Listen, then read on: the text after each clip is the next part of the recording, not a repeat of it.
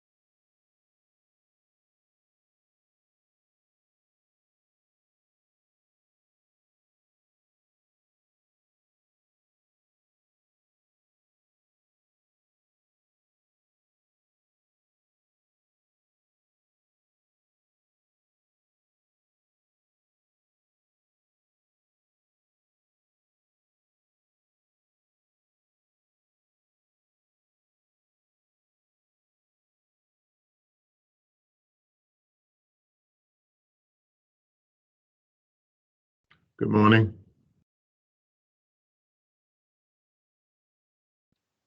Good morning. Good morning. Mr. Gant, can you hear me? Yes, I can hear you. Okay, thank you. And Dan is fine. You can call me Dan, okay? Chantel? Yes. Okay. I'm going to call you Chantel. You call me Dan, okay? Okay, I got you. All right. Thank you, then.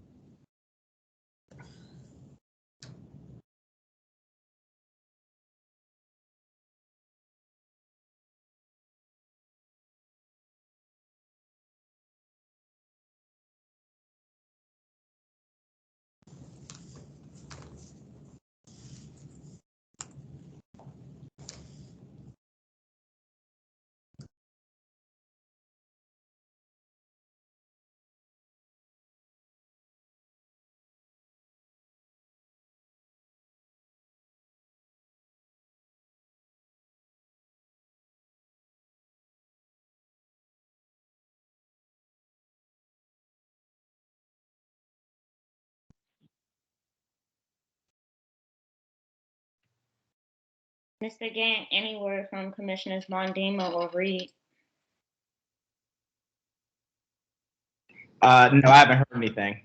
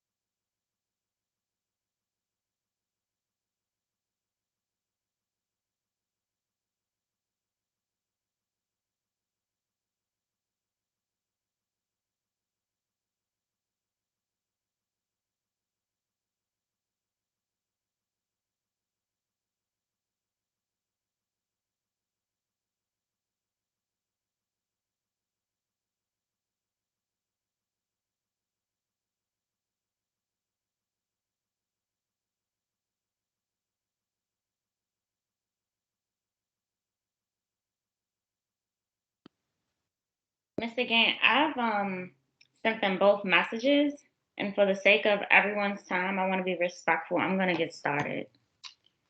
Okay, that's fine. Sounds good to me. Okay. Good morning, everyone, and thank you for attending the October 19, 2021 operations meeting. If my colleagues were here, I would ask them to save their questions until the end of each respective presentation, but they are not, so I will ask them when they get here. we can actually get started with our first presentation of the morning, the 21st Century School Buildings Program Fall Update. Good morning, Commissioner Reed. Excuse me for being tardy. Thank you. Hi, Ms. Hellman. Can't hear you. Oh, sorry. I am pulling up that presentation. Give me just a few seconds.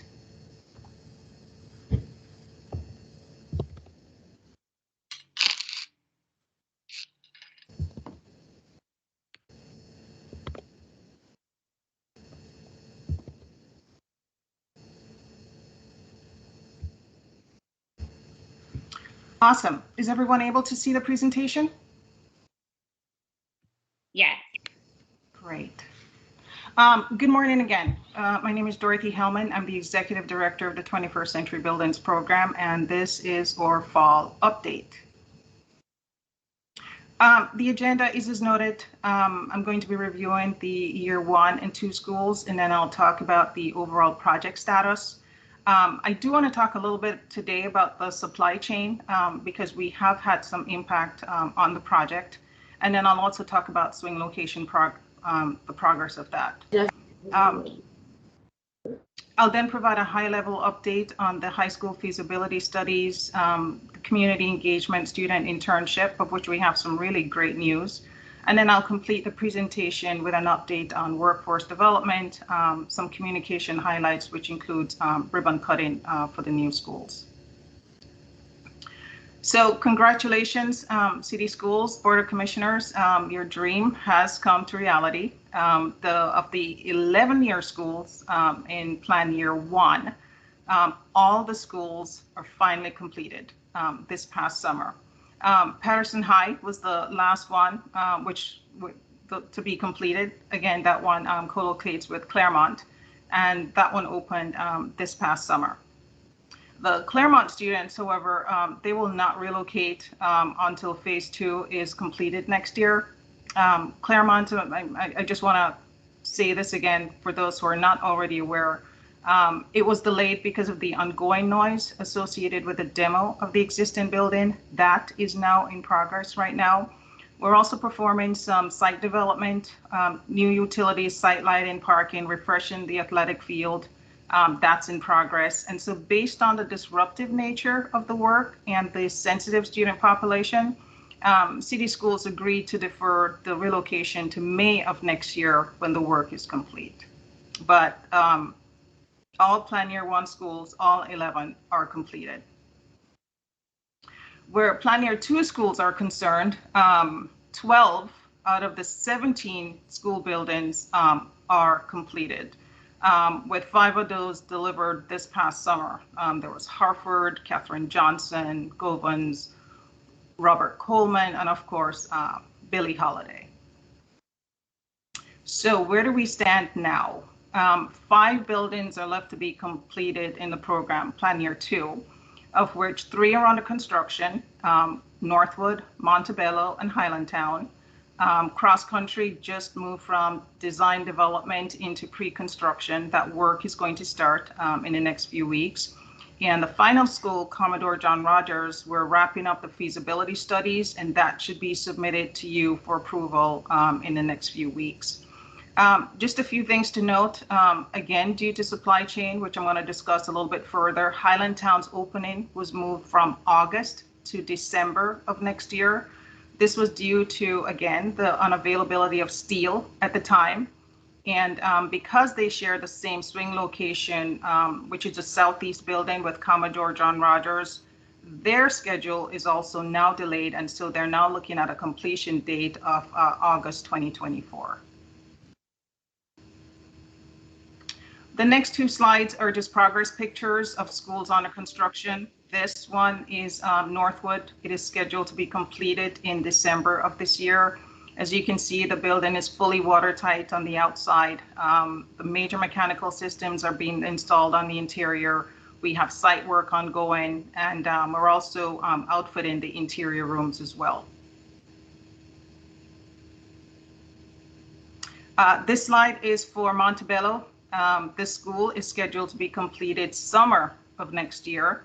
Work is ongoing on the site.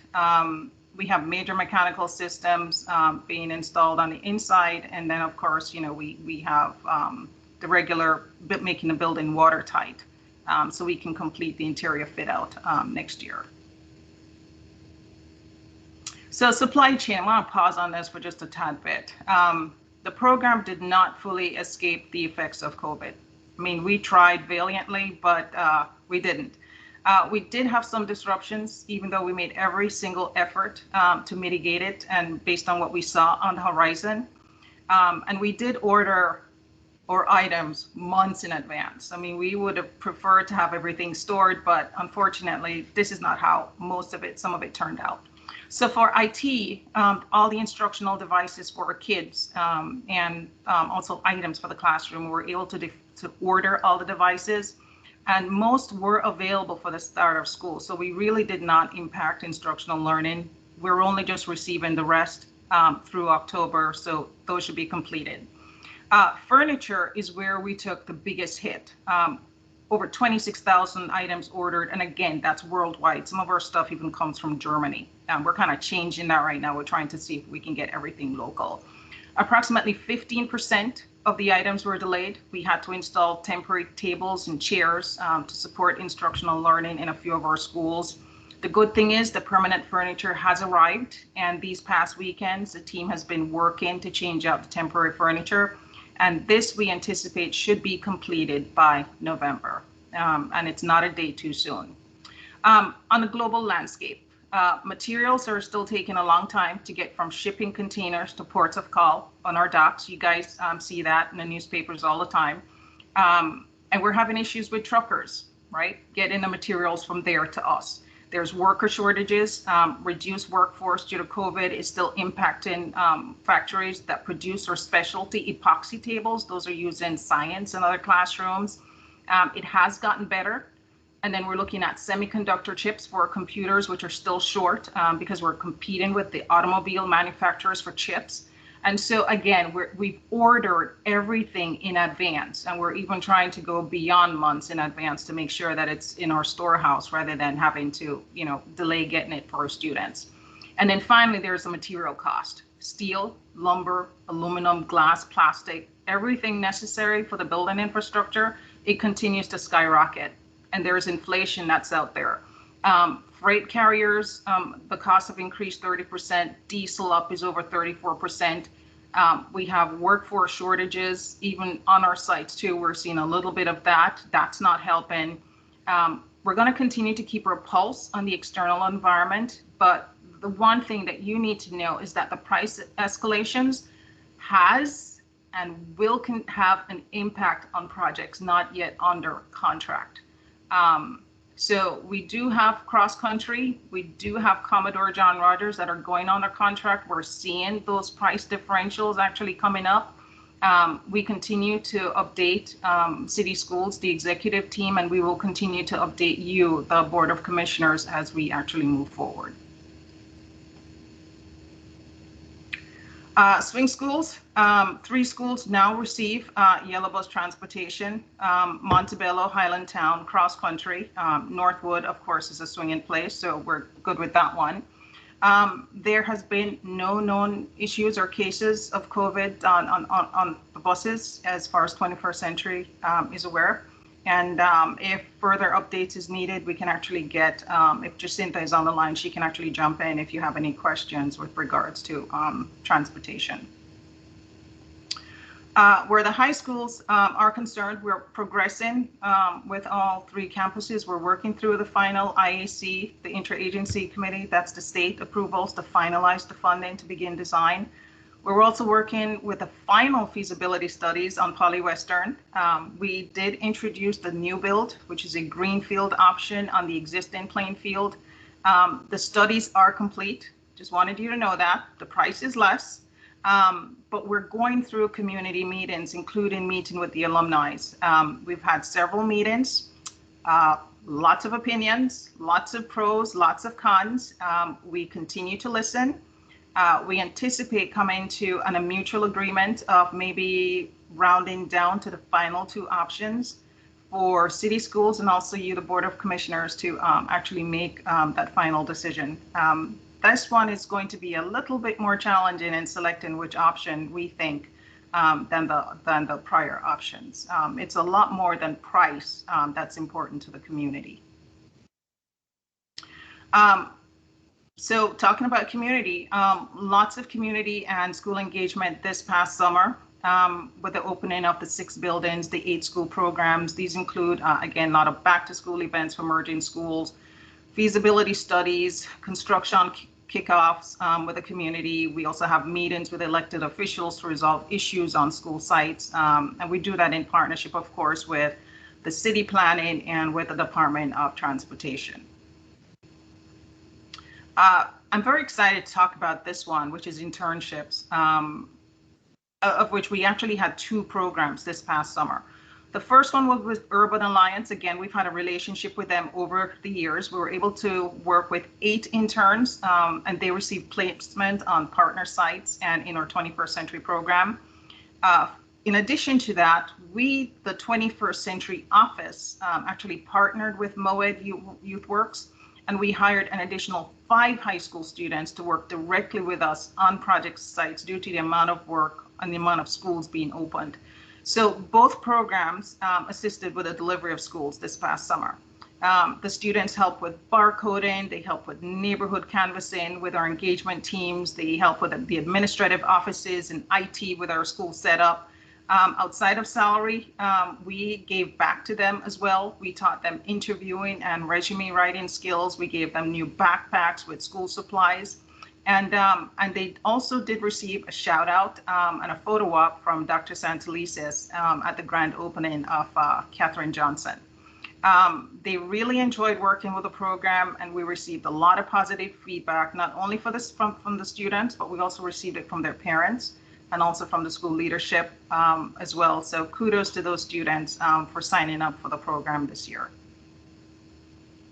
Last but not least, communication has been very vital to the program during COVID. Our social media platform has definitely grown, as is the participation online for our ribbon cutting events, of which we had 3 this past summer for the 8 school programs that opened.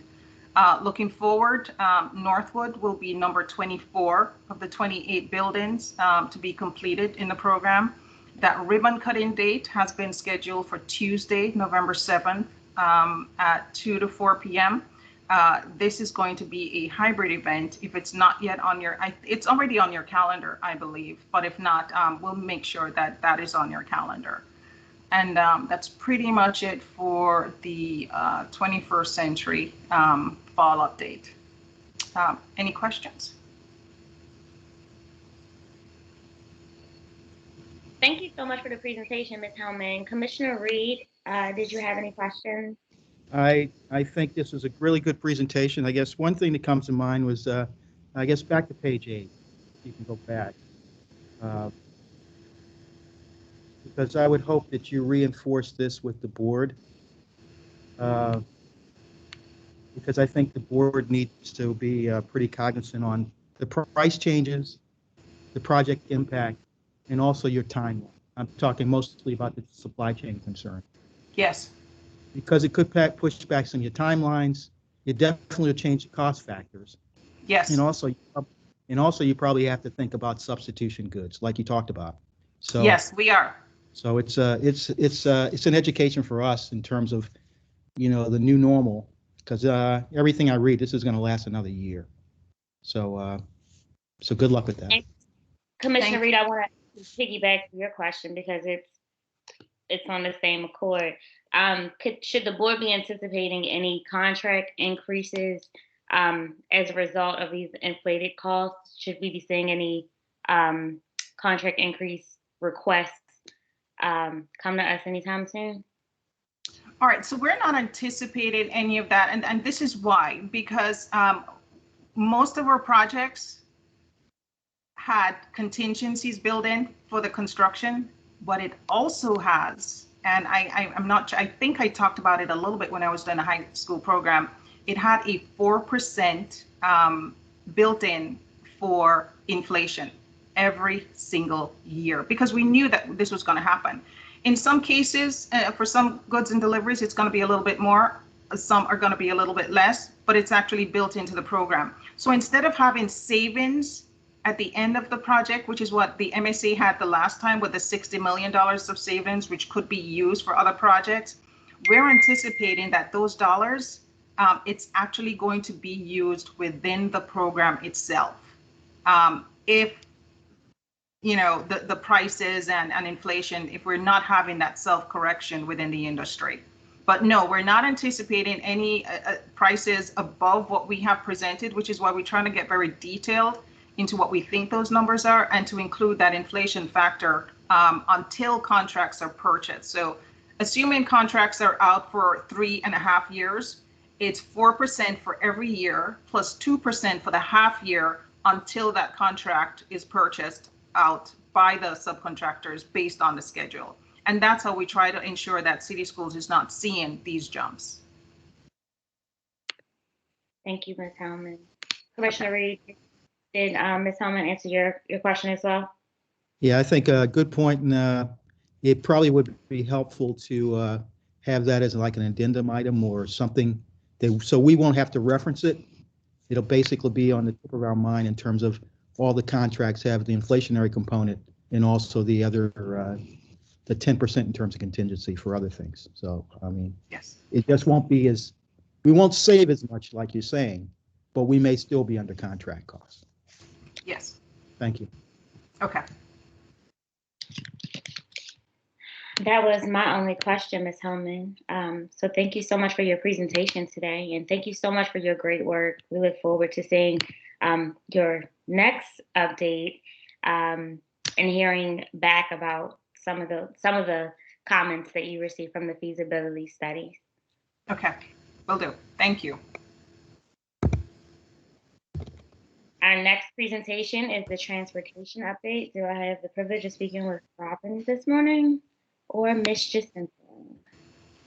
Actually, both. But Robin will start out. How are everybody? Thank you all for having us. Greetings to the commissioner, to my fellow city schools colleagues, as well as the public.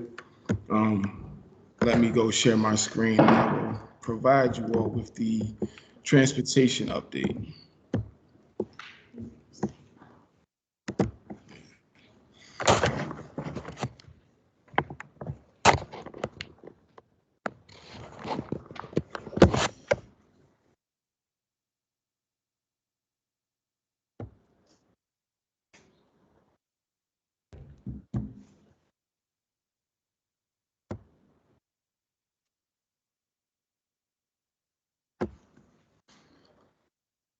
Okay, can you all see my screen? Not yet. Yes. Okay, perfect. So to start off, transportation's mission is to transport identified eligible students to and from school or special events in safe, timely, and consistent manner. And we put extra emphasis on safety, timeliness, and consistency. This presentation aligns with board priority number 5, which is to provide equal access to district services, resources, and facilities to ensure success of students, staff, and the surrounding community. Before we get into the weeds, we're just going to give you a quick overview of what transportation usually looks like in the district and what it has looked like this year as of September. So there are different forms of transportation, ways that students get to school as well as to and from extracurricular activities. So MTA transports the majority of our city school students. But in regards to the yellow buses, we have 3 modes, which is corner to corner, curb to curb, and swing space. You'll see down bottom, the numbers vary slightly from before COVID to now. I'll start with the swing space number. We usually transport approximately 1,500 students.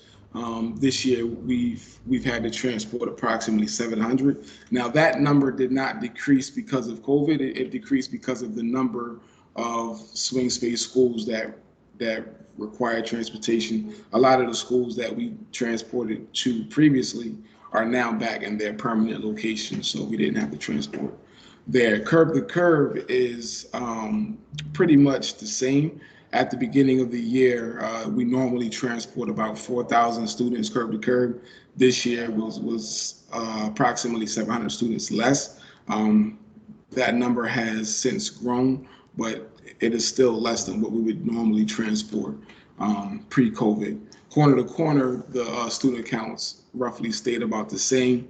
And I want to clarify, the MTA number previously was about 29,000 students eligible.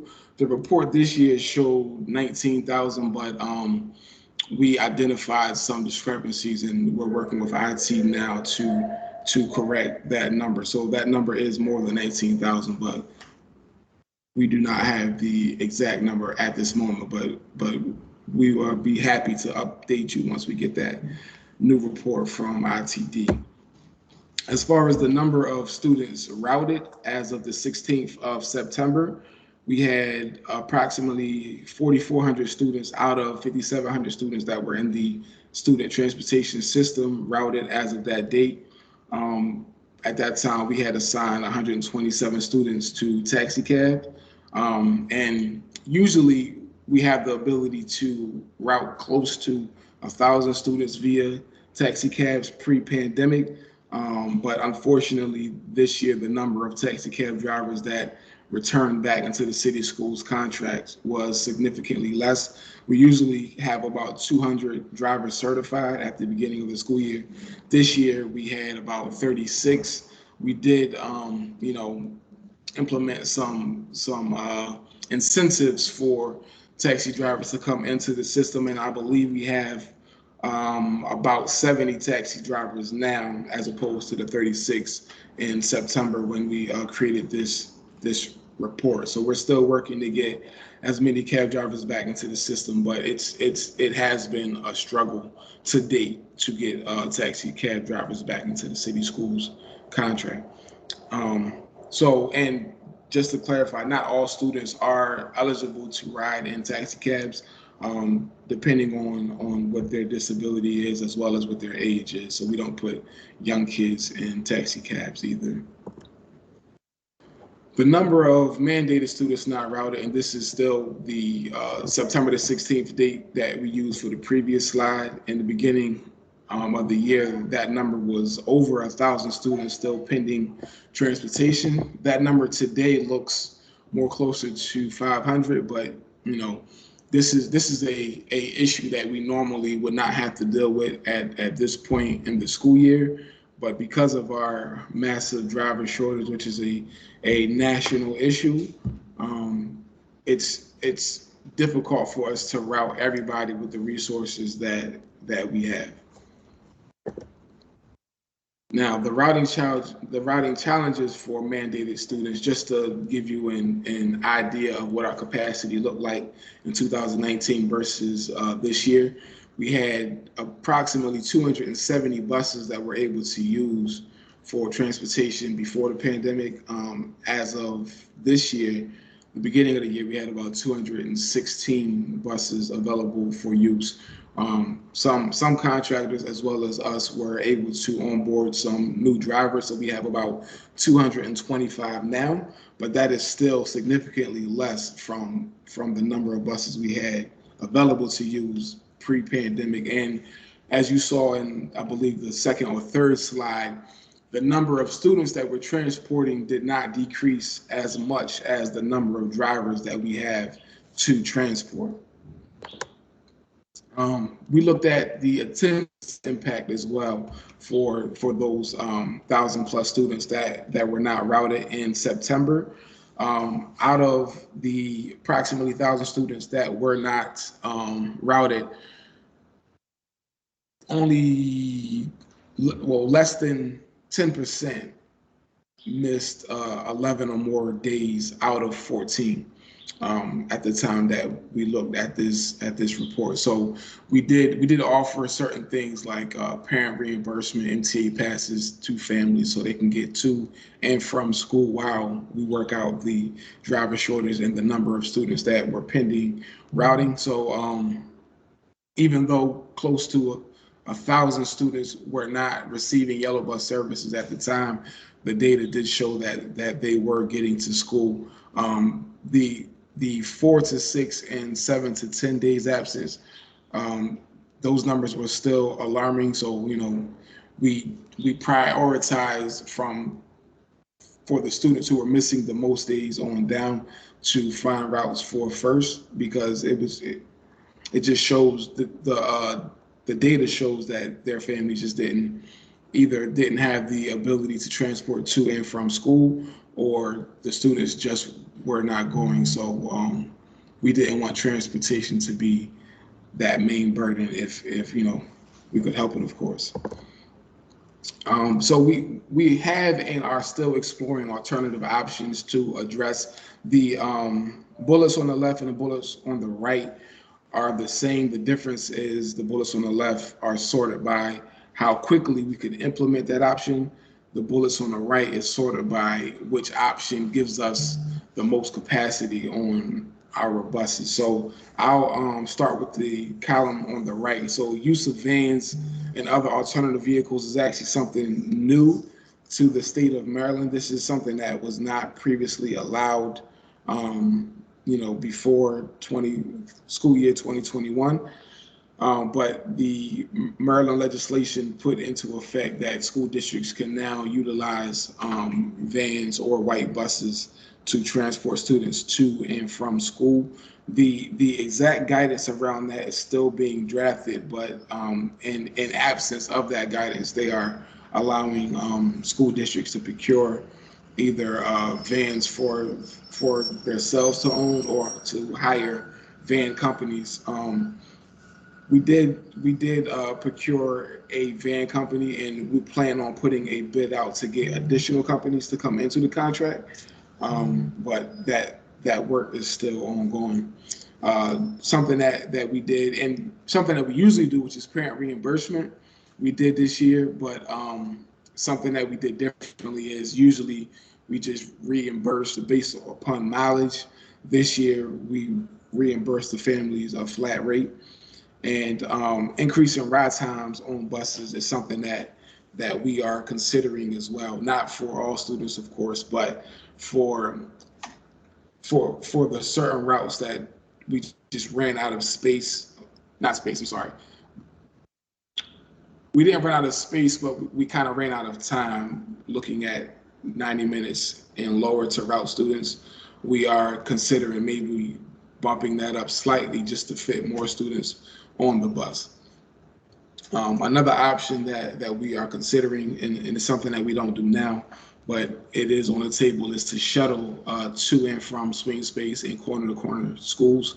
So right now, if we have a corner-to-corner or swing space route, it'll go directly from those stops to the school, and then it'll go on to its next school or go back to the yard. What we're thinking about doing differently, just to save on the number of buses required, is to shuttle students in maybe 2 legs. So we'll have a early shuttle run the route once to take students to school, and then that same bus will go back to pick up the second leg of students to return back to the school. Doing so, though, would require schools to have staff available a little earlier before the bell time, as well as a little later in the PM as students are shuttled home. We do understand that this may look different for every school, so we're working internally to see how, if we were to go this route, how we could do so successfully. We are also reviewing internally our bus driver salaries, comparing them with not only other school districts around us, but other entities like MTA and Amazon. Student placement for review of close to school is something that we are working with other partners on doing internally. So prime example, there was one scenario where a student lived fairly far from the school that we were transporting him or her to, and to get directly from the student's home to school with no stops was about 30 minutes. So when you add stops along the way, it brings that total route time up closer to 90 minutes, right?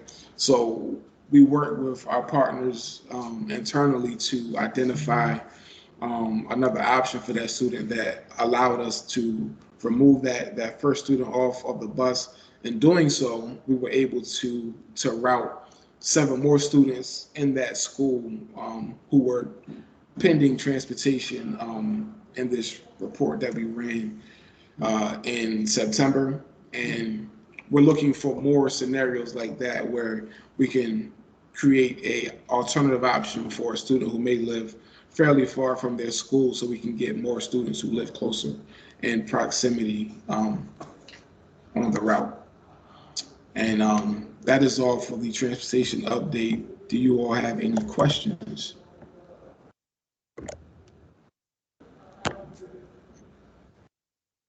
Thank you so much, Commissioner Reed. Did you have any questions?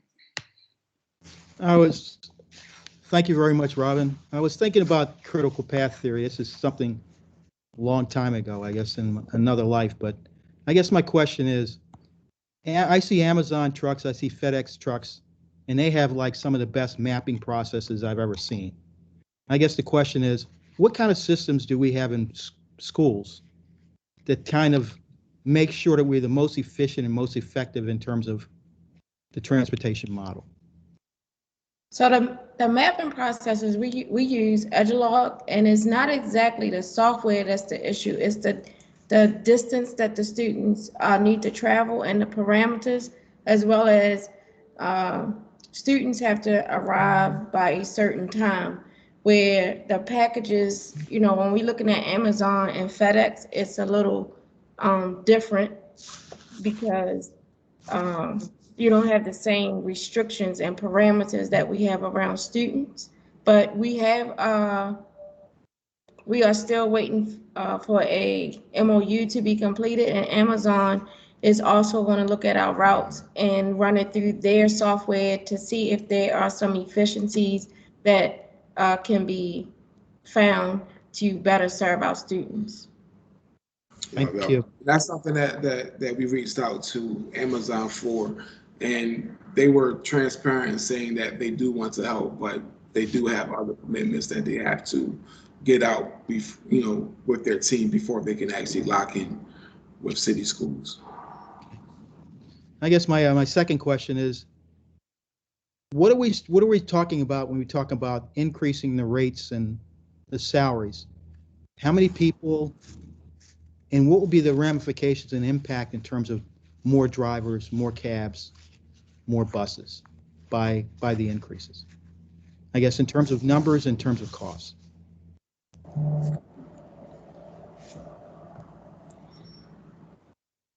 Hi, Lynette. Hi, how are you? So I can respond to that. I will say that we're still having that internal review and internal conversations with the CEO, and so we can't provide a lot of detail in this forum.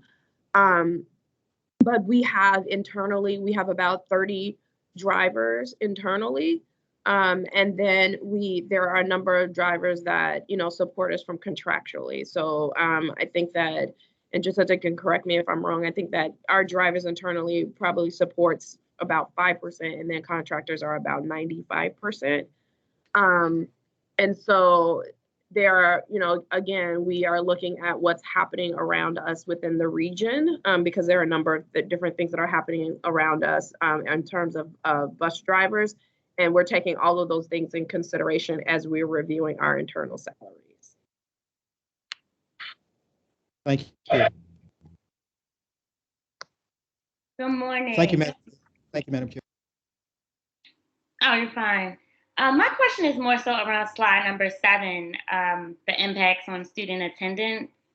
I'm just really interested for the students, not, subjectively that have missed a number of days, how that impacts their learning experience.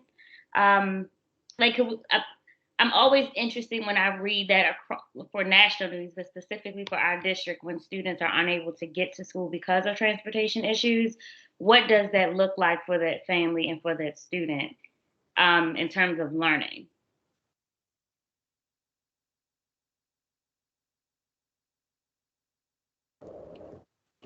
So we've been working with OSC and the homeless department and the students. As far as the academic impact, I can't necessarily speak to that, but when there has been an elevated issue, we have tried our best to move routes around to try to get that student routed sooner than. But back to the other commissioners, like the impact of raising the salaries and hiring more drivers, we are really at a point that unless we can hire additional drivers, we can't necessarily find the space. I know in one instance we allowed like the parent to ride with the child that was younger in a cab, and then we transported. It cost the district more, but that was our way of trying to minimize the impact for that student for the time that they had been out as a result of transportation. And we've had some of the hard conversations to just say, is it in the best interest to move a child to a closer school where the parent could, get the student to that school? Thank you so much, Jacinta. Is there anyone that could also speak to the academic element of this question?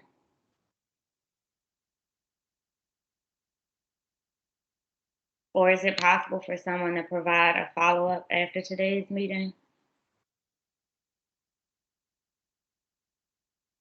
Also, Madam Chair, I'd like to find out what does chronically absent mean? I mean, if a person's missing more than 14 days and we're a third in or a third in the year, how bad does it look in the long term for that particular group? That's dovetailing on your question, but thank you. Yeah, I believe they have a measure for that. If I'm not mistaken, I think it's 10 days, but also someone could correct me on that. Mr. Gann, did you get my question for follow-up?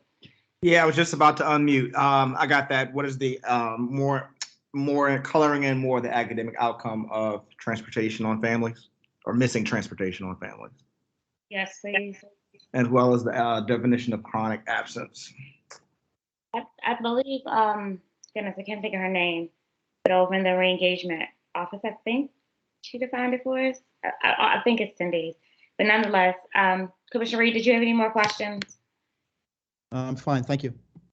Okay, thank you so much. Just to provide a little more clarity, this data was looking at the first 14 days of school. Got it. Which makes it worse. Sorry. I'll be honest. Thank you. Thank you so much, Robin and Jacinta. You all are always a pleasure. We can prepare for the next presentation, which is the budget update enrollment adjustments. That'd be coordinated. Good day, commissioners. Can you hear me? Yeah. So my apologies. We're pulling up the presentation. I'm having connection issues, so that's why I'm not on camera yet. So I'm asking Chief Doherty, who's pulling it up right now, to share his screen on my behalf. I am in central office, but my internet is not cooperating right now.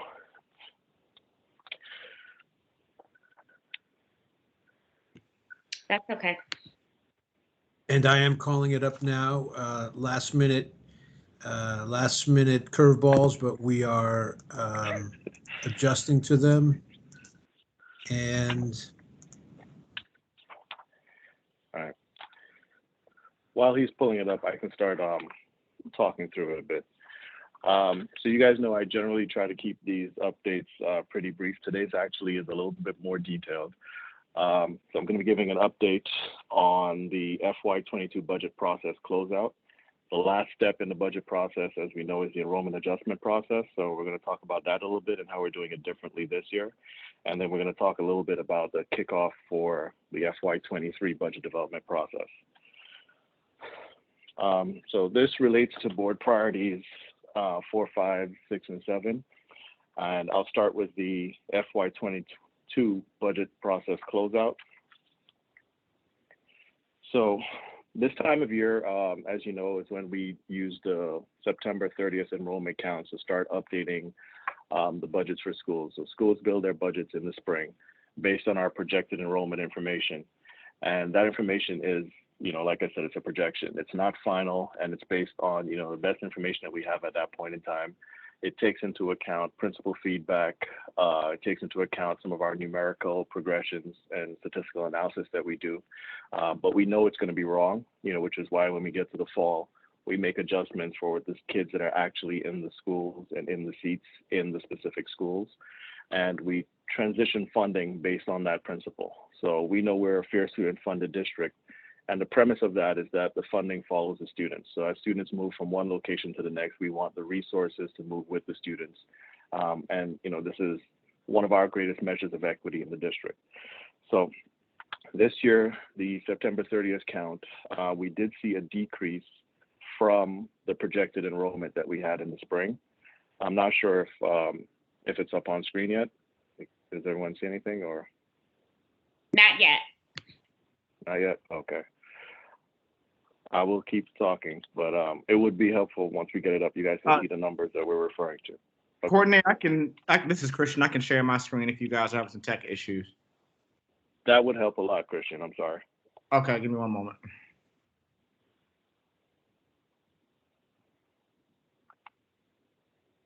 Courtney, while this is being pulled up, there was one, I can't remember the page, but it talked about the base traditional and the chart of numbers, and looked like it was written in terms of people versus dollars. I can't remember the slide, but it confused me. Yeah, slide three? Yeah. Yeah, it confused me. Yeah. Yeah, I can see what you're saying. The numbers on top, which are the enrollment numbers, are people versus the numbers below, which are for the charter per pupil, are dollars. Right. Yeah. I guess the traditional was dollars too, I think, but I'm not sure. The traditional is enrollment. The base traditional is enrollment. Okay. Yeah. Thank you. Yeah, and I'll talk through that a bit. Like I said, the discussion on enrollment adjustments today is going to be a little more detailed than what we normally do, is because we are going to change up the process and in a very good way for schools. And I don't know when Christian gets it up on screen, but you can let me know and I can keep going.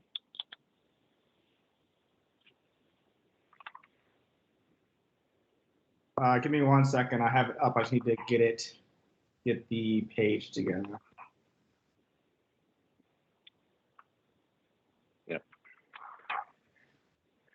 And on my end, I joined the audio through the phone, but on the computers, it's not even saying that I have an internet connection all of a sudden. So my apologies. Same here.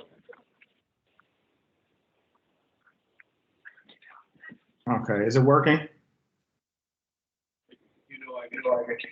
Yes, we can see it. You guys can see? Okay. Did you want him to start so on picking up slide 3? Yep.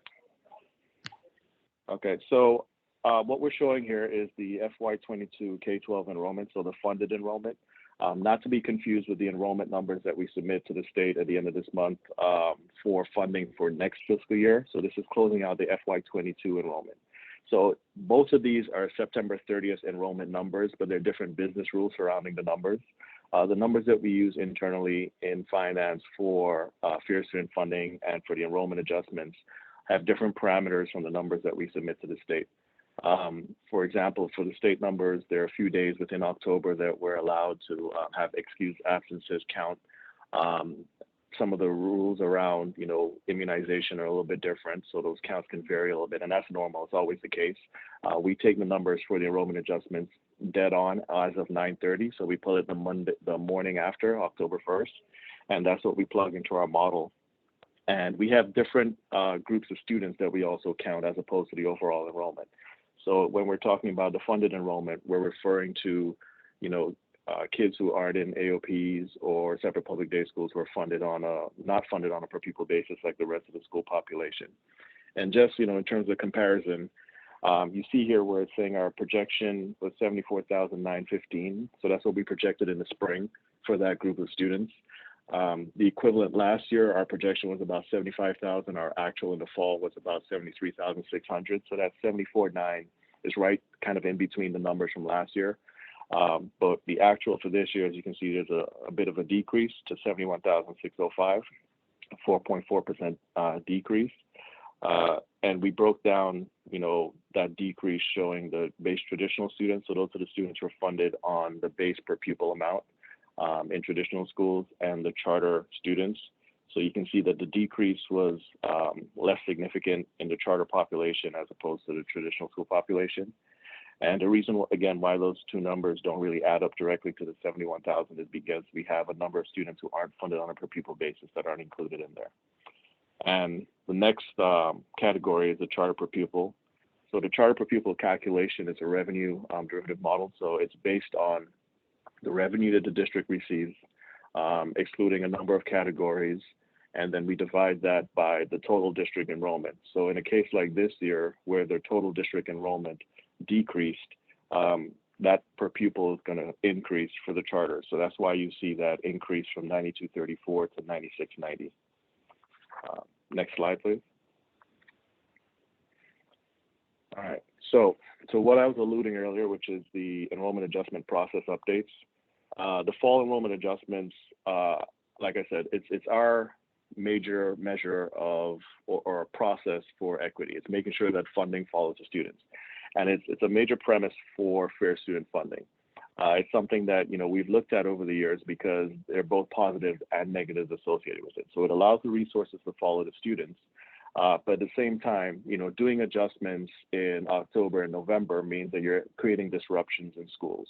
You're having students who are concerned about losing staff members, or staff members moving to different schools, staff members themselves worried about where they're going to be, teaching for the rest of the year, because it may not be where they started off the year.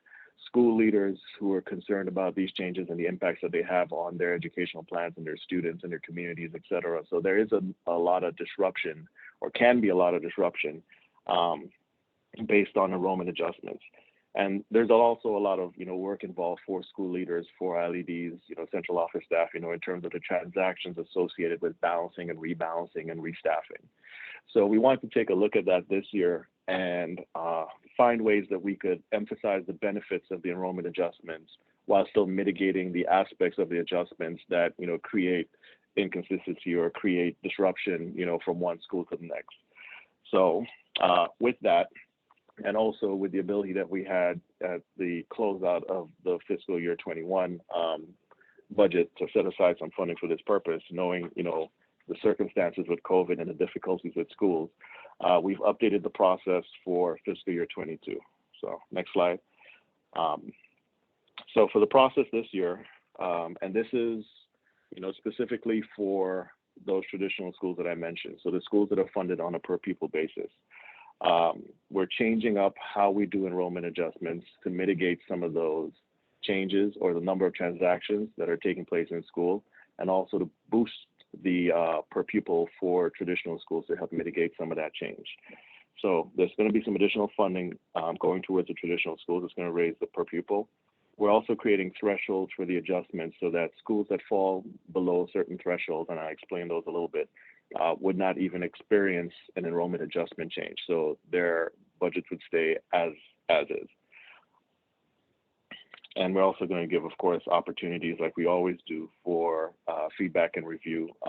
We do in the spring the collaboratives where we bring every single school in for a collaborative session with a central office team. They have their LEDs, they have special education, they have finance, they have human capital, they have the grants office. So they have folks on hand to help them build and analyze their budgets. Usually in the fall, we only do that for maybe about 8 to 10 schools, usually the schools who have the biggest enrollment decreases and need the most assistance in balancing their budgets. This year, we're actually going to open that up a little bit, and the parameters are going to be a little different. So on the next slide, this is where we're talking about what these updates look like, what they mean. So as I mentioned, we're increasing the base per pupil for the traditional school students by $374. So it's going from $5,568 per pupil to $5,942. So this creates a pretty significant impact across the board for example, you're going to have, because of this change in per pupil, schools who lost enrollment but are increasing in funding. Because even though the enrollment is lower than it was, based on the projection, the per pupil increase, is increasing their total allocation. So it's helping to mitigate some of those changes, a lot of negative changes, kind of off the bat. And the thresholds that we discussed. So again, excluding AOPs, separate public day schools, pre-K schools, schools that are funded in a non-traditional, per pupil manner, that leaves us with about 115 schools, and excluding charters, sorry, that leaves us with about 115 schools that this applies to. So, and we've broken them down into 4 different categories for the thresholds. So any school who loses less than 10% of their budget, and what we're using here is a measure of comparison of their projected budget, their general fund budget in the spring compared to their general fund budget now, based on the updated enrollment and updated per pupil. So when we compare those against each other, any school that loses less than 10% of their budget, and there are 40 schools that fall into that category, we're saying, don't worry about it, don't do an adjustment. So these are schools that normally would be paying back, whatever the dollar value is, up to 10% of their budget, making cuts or adjustments, or doing, budget amendments or P-stars, or cutting staff or cutting programs, whatever the case is, to pay back, the amount that they owe because of the student movement. And we're saying for these schools, keep everything as is. Don't make any adjustments. Don't make any cuts. You don't need to rebalance your budget. The next category are the schools who lose more than that 10% threshold. So for those schools who normally would have to pay back, the full amount, we're saying that you're only going to have to pay back 50% of what it is you would need to balance. So again, we're trying to mitigate the number of transactions that are required, the number of amendments, the number of P-stars, and the transactions that result in people movement and position change. We're trying to mitigate some of those. It wasn't a full on, sort of like, forgiveness, so to speak, in terms of the amount. We still do have to acknowledge some of that change, because we still want to hold to the principle of moving some of those resources to the other schools who really do need it.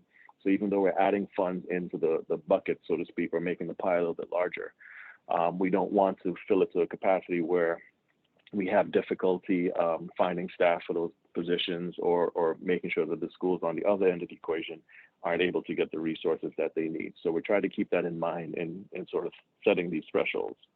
So the third category, 29 schools who gain less than 5% of budget.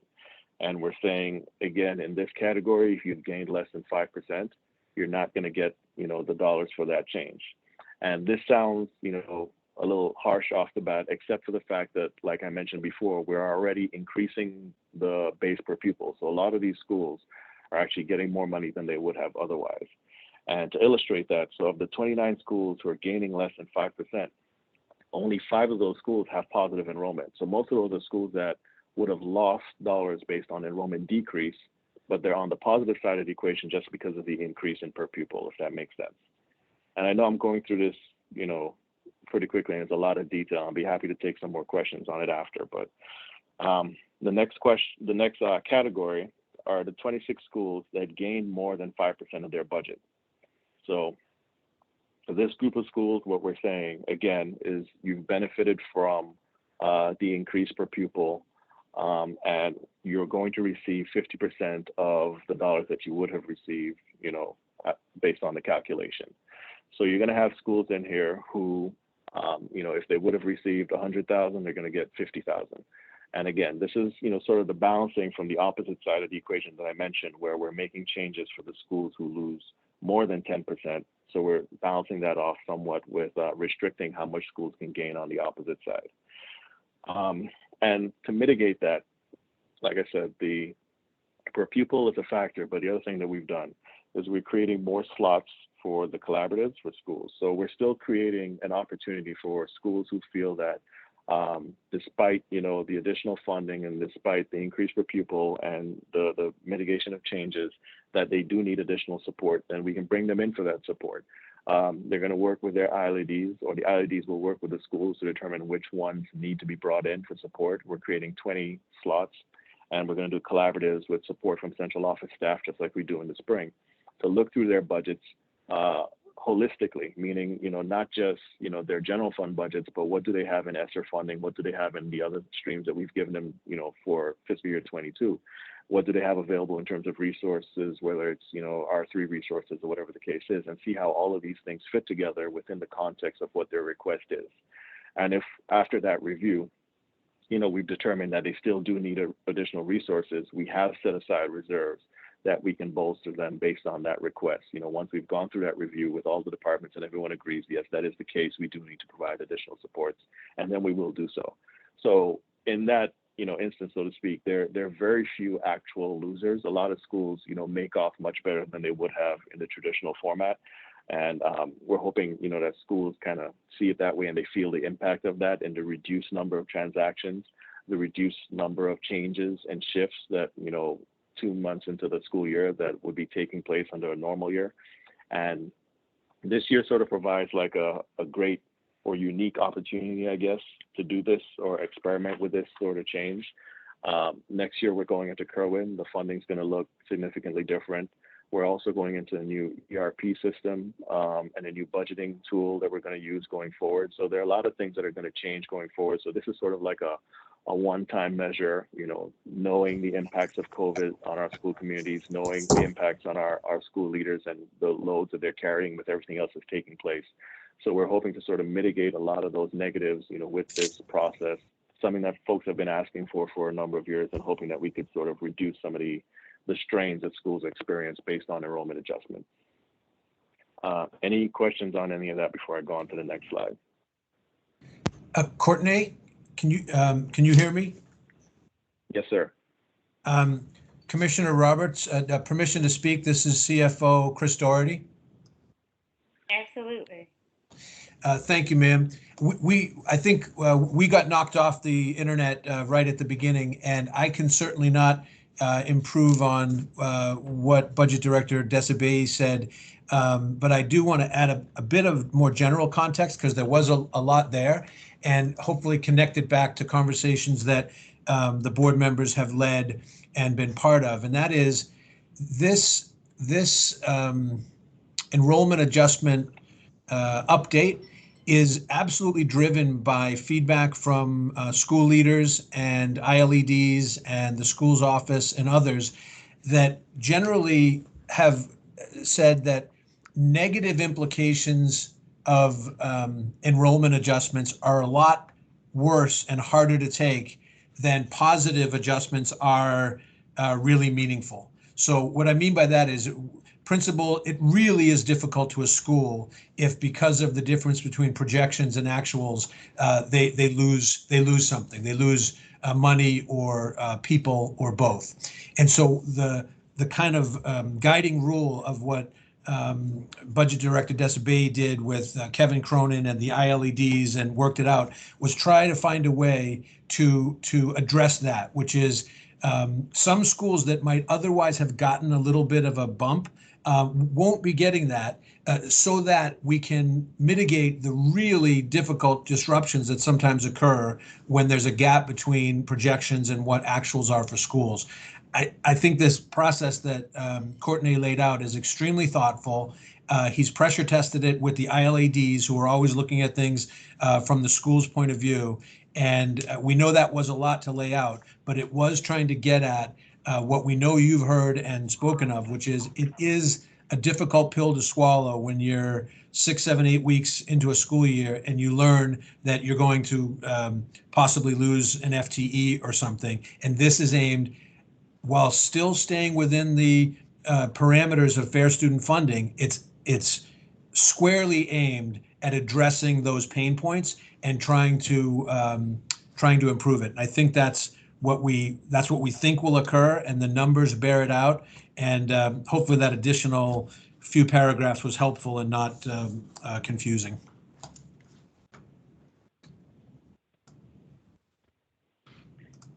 Thank you so much, Chief Daugherty. Commissioner Reed, I'll let you go first. Nothing, Madam Chair. I do have a question about slide 6, the one that we're currently looking at. Do we have any more context to the actual schools that we'll see the over under in terms of budget adjustments. And I ask it because we obviously know that there are a number of school communities throughout the system that are under enrolled, for lack of better words, and a few that may even see over the number of anticipated student enrollments. But just to understand where these budgets are landing in the community, do we have a list of those schools and what that actually looks like for the school community? We do. We will share. We're communicating with the principals on this plan at the staff meeting tomorrow afternoon. So once we do that with the principals, we are going to share the information for the actual school numbers. As we always do with the enrollment adjustment process, we're going to be very transparent. So we'll show them the calculation. This is what, the calculation says you would have received. Here's what you're actually going to receive, positive or negative. So they can see all of that. They'll have the context as to why it was changed, but also what their specific change was. So it's not just going to show up, here's the new number with no sort of like definition or strings attached. They'll see the progression to get to where they got to. So we can share that with you as well, so that the board has that. But we're just waiting until, tomorrow until we communicate with the principals at large and answer all their questions on it before we share the information with them. I also think about this process when Commissioner Reed and I met with you last year. This isn't particularly a new, tactic or a new process. And what comes to mind for me is the discretionary budget that we usually do use to assist school communities that aren't able to meet their budgetary, needs. And so I guess I just want to know, like, what's the biggest difference from what we are typically doing to what we're doing this year? Are we scaling that? Are we pulling it back? Are we doing something different with it? Because as I understand it, we already, we do this already. So we don't do this precisely. What we normally do, like I said, we'll look at the schools that experience the most change, and we allow them to kind of make the case for, yes, I need to make an adjustment in whatever direction, but that's not going to work, and here's why. And we do have a collaborative, for about a handful of those schools. But it's not a change like this where we hold a number of schools harmless, where we say you don't do the transactions. Last year was a little different because of COVID, but we still did the transactions. We just did them on behalf of the school. So the school leaders didn't have to go through and submit all the budget amendments and P-stars themselves, but we had central office staff do it on their behalf. But we still did all the transactions. We still did the changes. We still, did some of the hiring and all the rest of that. So it is a significant difference from that, in that we're holding a number of schools, like 69 schools off the bat, that we're saying, you don't have to do anything. You don't have to make any cuts. You don't have to make any changes. And for the other schools, we're mitigating the extent to which you do have to do changes. So that part is a significant departure. We've never done it, this way before. Got it. Thank you so much for that explanation. Commissioner Reed, still a question? Oh, sorry. Go ahead. Oh, no, go ahead, Cornell. Now, I was going to say, there was one more slide. I had just paused here for any questions on the enrollment adjustment process specifically, but there is one more slide that I can go through pretty quickly on the FY23 stuff. Okay. So, as I mentioned before, the enrollment adjustments is the closing off of the FY22 process. Last month, we presented the milestone calendar, which is the start for the FY23 process. We also spoke a little bit about Kerwin. So I just wanted to follow up a little bit on that. So for FY23 budget development process, and I always apologize to board members because, like, as of this point, like, I'm living in the future. Like, FY22, once we're done with enrollment adjustments, it's over with. I'm already in FY23, and I apologize with, when I'm going to say this year a lot, and I'm really talking about 23, which is next year. But it's just bad habit. But for this budget process for 23, there we have, quite a confluence of events. We have a number of things, sort of taking place at the same time. I mentioned the ERP before, which isn't even on this page, but Kerwin is the big, sort of elephant in the room, and something we've been working on since for a few months now. We have a contractor that I mentioned before that we're engaged with. We've been engaged with MSD staff. We've been engaged with central office folks who are tied into the different areas of Kerwin that we have to be focused on, and making sure that the offices are, building up their knowledge on Kerwin and preparing for the aspects that they have to give input on. We're also putting together a Kerwin work group that's going to involve a number of folks across central office as well. And we're looking at, with the engagement office, the communications engagement office, how we want to engage the community on Kerwin and Kerwin education as well going forward, making sure that they're involved and understanding the process and what it means for their schools and their school communities, so that the principals don't have to be the first line of defense, so to speak, or fielding a lot of questions for things that they quite honestly don't have answers to yet at this point. So we're working on a communication plan relating to Kerwin, and more in the nuts and bolts, like building out what the allocation model for funding is going to look like for this year, for 23 going forward, in terms of allocating funding based on Kerwin. A lot of that is based around our reporting requirements for Kerwin too. So we're trying to be proactive with the budgeting, not budget in such a way that it's going to restrict our ability to meet the requirements for reporting when that comes up a year from the budget development. The other item or major item is the Fair Student Funding update. If you recall, fiscal year 19, we updated the Fair Student Funding model. We took away some of those old MSA weights, the basic and advanced, things that were outdated and hadn't been, I think, changed from probably 2014, and were pretty useless. This is when we got into the conversation on adding in weights for poverty, concentration of poverty, high school weights, gifted and talented, and a lot of the changes that you see in the model right now. But we also committed that at least once every 4 years, we would review the funding model again. So we're at that point in time. And I will say, it's a little daunting on the onset to sort of like look at that while we're doing Kerwin, but it's also probably the more efficient way to do it, in that we're going to be updating the funding model and allocations models anyway because of Kerwin. We're also going to be updating those tools because of the ERP process that we're going through over the next 2 years. So, why not now, other than, just the lift of it all in terms of building in what the new Fair Student Funding model will look like going forward. So we've already begun engagements with another partner on helping us think through and plan that process out. But we do plan for it to be a 2-year process. It's not something that I think we can undertake and have ready by February or March of this cycle. So there's going to be one version of it in terms of getting the model ready for Kerwin and how we're going to distribute for FY23. But the long term, here's what Fair Student Funding is going to look like going forward, will be a 2-year process that we're going to be working on.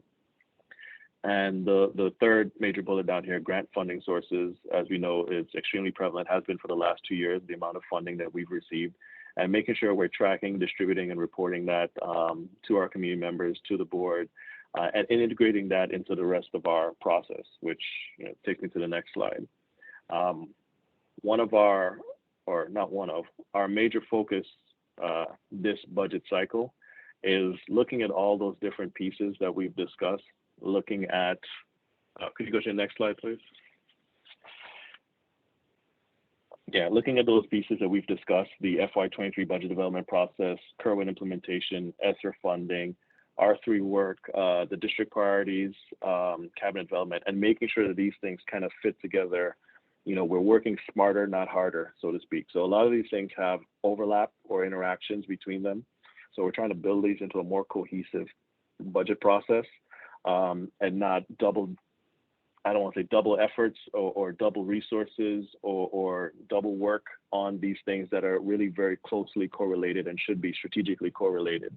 One of the things that I do want to touch on this is that despite, a lot of the change that we're going to be going through this year in the process with Kerwin and ESSER and, ERP and everything else, there are, and this, comes from our previous conversations with the board, we always said, if we got into a universe where we could change things with the budget process or make changes to the budget process, what do we want to maintain? And the thing we heard loud and clear was the community interaction and community feedback portion, something that we've developed over the last few years. Is significantly better than where it was, 3 or 4 years ago.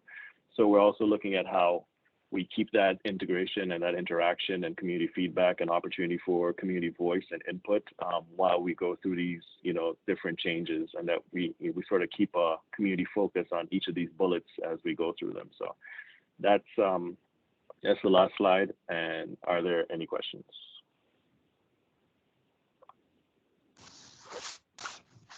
I have one. Slide 8. You talked about, we can talk offline about this at some point, but you talked about unifying processes. I think that's going to be really important for this committee.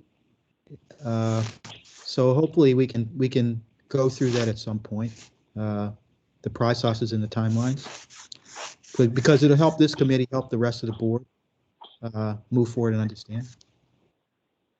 Yes, and I appreciate you flagging it, because I'm going to be relying on this committee in particular, just like last year, to help us make sure we're formulating things in a way that is useful for the board at large, and that we're hitting all the notes and all the things that you want to see as we go into this complex budget. So I will be taking you up on that. Thank you. Thank you, Madam Chair. Thank you so much, Corneille and Chief Doherty, for the presentation. You certainly give us a lot to think about and to consider as we're moving forward in budget season. And please let us know how we can best assist you. Thank you, ma'am. Thank you. Thank you. Mr. Gant, do we have anyone with us today for public comment? We do not. Okay, we can transition to procurement. Madam Chair, may I request 60, Madam Chair, may I request 60 seconds to introduce a new team member who will make his debut probably during the procurement part? Thank you. So I'm just very happy to report that we have added Mr. Daniel Coleman, the new Director of Procurement, to our ranks. There really isn't a more qualified person to take this job on. Very briefly, I can say that he has decades of leadership experience in procurement and in operations at blue chip organizations, all well known to us. He most recently was the Chief of Procurement from the Maryland State Department of Education. Before that, he was Director of Procurement at Baltimore City Community College. He had stints at Morgan State University and the Maryland Port. So he's used to big public procurement projects. He's had leadership roles at all of those places, almost always either the Chief of Procurement or the Chief of Operations, and procurement was under operations. So we feel very fortunate that he's joined us. He has a very strong connection to Baltimore City himself from the public schools. He's a graduate of the Castle on the Hill, Baltimore City College, and we're just thrilled that he's joined us. And I know he would have probably jumped right in, so I wanted to say that on his behalf. Thank you so much. Thank you, ma'am. He didn't need you to say Castle on the Hill, though, man. Okay. He didn't need you to say. Good morning, Madam Chair, and thank you, Chris, for that introduction. And when that person shows up, Madam Chair, I'll make sure you get introduced to him. In the meantime, we have 5 letters from procurement. If there are any questions, we're open to entertaining those. Commissioner Reed, I know you had a question. Number 5, the Hartford Life. I just need clarity 1 and 2. This is something I'd probably raise again at the board. I was a little confused in terms of the 2.5 million, and also alludes to the 10.8 million. I'm confused. Thank you. So, Mr. Coleman, just in case you weren't clear, it was section 1601 for Hartford Life and Accidental Insurance Company. Right. Yes, it appears that first off, the contract began in 2014 or around that time, September 23rd as it is. And the contract has been extended a number of times to its total increase. At this time, it appears that its total increase is 8.334, which I see where there appears to be some confusion because the contract appears to have gone from 2.5 million, excuse me for rounding, and then to 8.3 million, which the number 10.8 million appears to be the original contract price plus the additions that have been added on to the contract since its inception. So that would give us the 10.8 figure. And if I'm any way wrongly presenting that, I understand that human capital is on the line and they can straighten me out on the issue. But I believe that's where the number comes from, according to my reading of the word. So I guess they're asking for not 2.5, but they're asking for 10.8 million. That's my question. And I guess the other thing is, if we're asking for 10.8 million, I mean, it looks like, and we've had the same thing with dental. Hi, Jeremy, how are you doing? We had the same thing with dental and other health costs recently. So it looks like it's been a really sizable escalation. So is it a function of inflation? Is it a function of claims? Is it a function of change in beneficiaries? Is it a function of change in the marketplace? Or is it a combination of all? But I would think I'm keeping seeing that, one, the embedded costs of services to staff is increasing a lot more rapidly and becoming a bigger part of the budget than it has historically, which makes it complicated to do other stuff.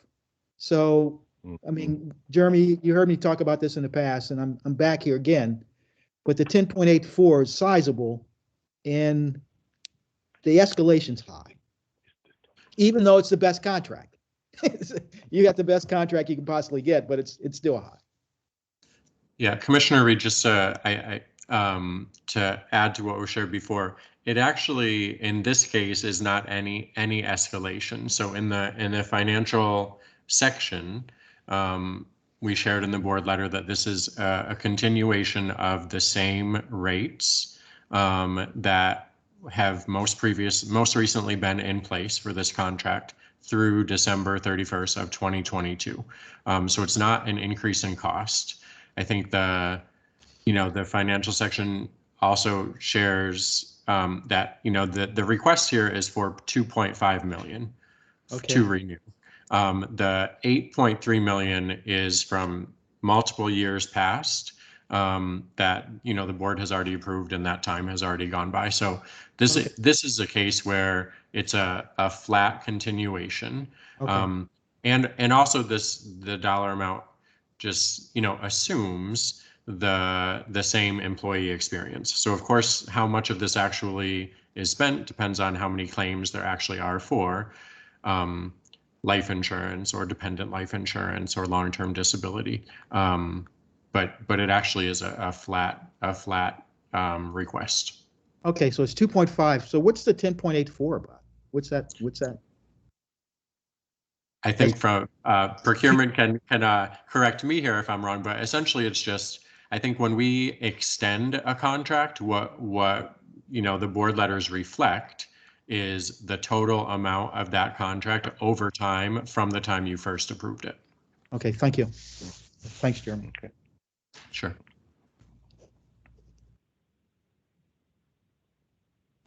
Thank you, Madam Chair.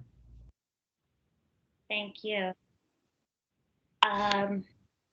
Just for a matter of record, we usually, Mr. Coleman, go through each procurement to name the ones that, to name the procurements that will be up for a vote at our next general meeting.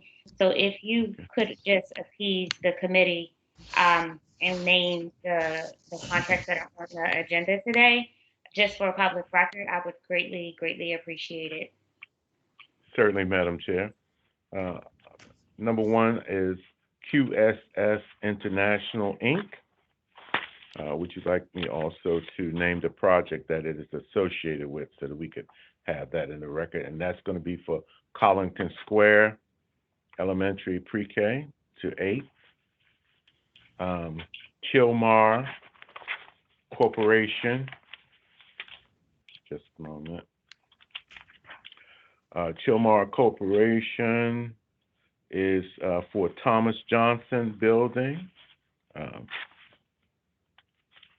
Nichols Contracting. We have 2 of those. The first is for Liberty Elementary School. The second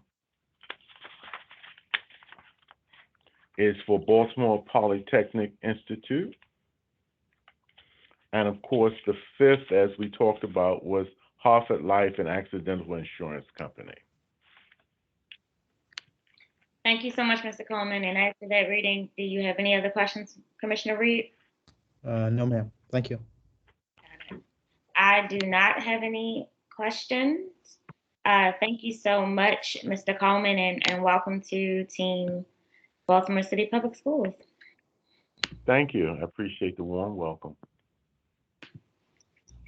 Well, that, I believe, concludes the Operations Committee meeting for today a bit early. We look forward to seeing everyone at our next meeting on November the 16th, where we will have a budget update, the school food services update, and a blueprint leadership update. Everyone have a great day. Thank you. Thank you. Thank you, Madam Chair. Thank you. Thank you.